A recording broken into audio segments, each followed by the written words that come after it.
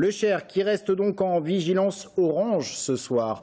On retrouve tout de suite en direct Romain Delville. Romain, la situation sur cette dernière portion du Cher avant qu'il ne se jette dans la Loire, eh bien la situation est à peu près identique à ce week-end. Alors, identique, et la vigilance est toujours de rigueur, mais les nouvelles sont bonnes.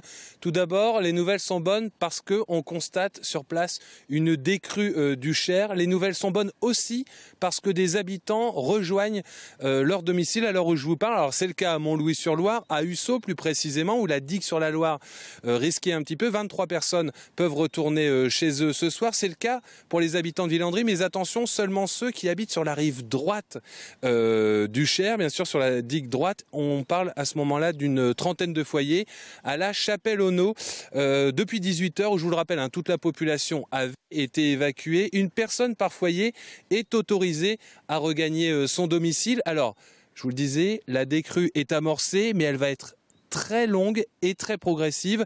Dans les faits, la pression sur les digues, en particulier sur les digues rive gauche, comme ici, sur la commune de Savonnières, eh bien cette pression est toujours menaçante.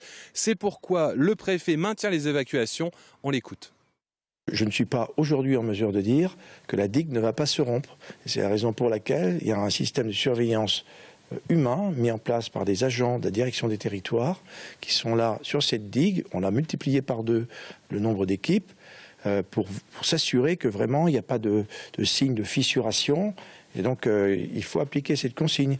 Quant à ceux qui s'amusent, c'est un amusement d'ailleurs bien imprudent, à prendre leur vélo pour faire le parcours la Loire à vélo, c'est de l'inconscience.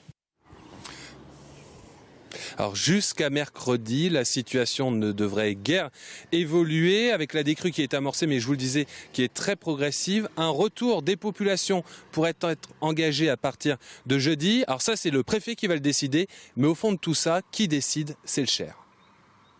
Romain Delville en direct de Savonnières avec Sabrina Meloult. Merci beaucoup.